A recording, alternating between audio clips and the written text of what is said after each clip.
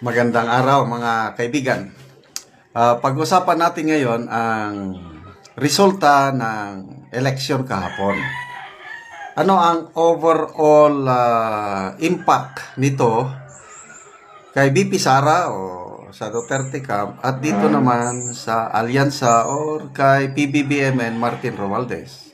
Remember, ang end objective lahat nito is by 2028. Yung pagtakbong presidente, makakatakbo ba si BP Sara o hindi? Kasi ang gusto ng kampo ng Marcos, Araneta, Romualdez, hindi na makakatakbo si BP Sara. Okay, so ano ngayon? Medyo klaro na ang resulta sa eleksyon ng senatorial muna. Lumalabas ngayon, wala na, happy, tumatawa na, kakatulog na ng mahimbing si BP Sara. Samantalang ang kabilang kampo, Marcos, Araneta, Romualdez Camp, aburido na sila. Luhaan na sila. Oh, it's crying time right now. Wala na. Okay, ito. Post ni Edwin Hamora, sabi niya, mukhang Sara is safe now. So, anong basihan ni Edwin Hamora na safety na si ano? Isinare niya ang post ng Truth Council. Magandang pagkasulat. Basahin ko. It's a wake-up call. Sabi niya, ang administrasyon, wala na. Nahimasmasa na. Wake-up call eh. Basahin ko ha.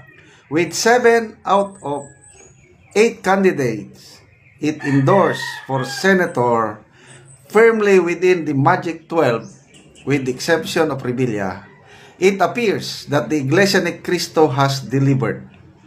Bam Aquino has pulled off an unexpected surprise, placing number 2 overall.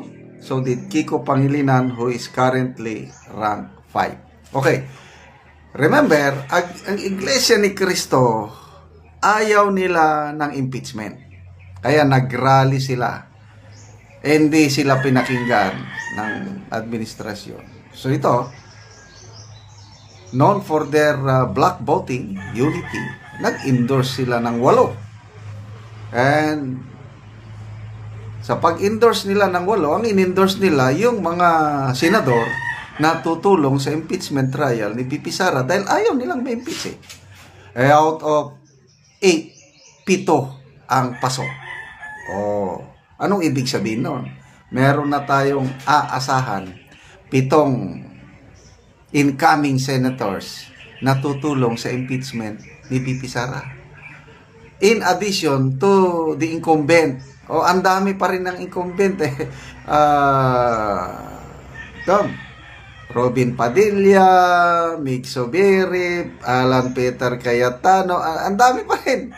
Madagdagan pa ng 7. O ano ngayon? Okay, patuloy ko ha. As predicted by the surveys, Bongo and Bato de la Rosa did extremely well, placing 1st and 3rd respectively. Marcoleta likewise at number 6, with Villar and Marcos both within the winning circle at 10th and 11th place. It's 5 for Team Sara. Sino yung 5? Go, De La Rosa, Marcoleta, Villar, Marcos. 5 for Team Alyansa, Tulfo, Lacson, Soto, Cayetano, and Lapid. And 2 for the Kakampings, Aquino, and Pangilinan. Okay, yung 5 ng Alyansa, -1 pa yun. Bakit? Pia Cayetano, nationalista party yan. Mga Villar yan. Kakampi, Villar, Marcos, and Cayetano. 3 silang member ng nationalista party na sumama sa Alyansa. So, pagdating sa botohan sa impeachment trial, you can be assured, we can be assured, Pia Cayetano para sa kay BP Sara. Nandyan si Alan Peter Cayetano, kapatid niya.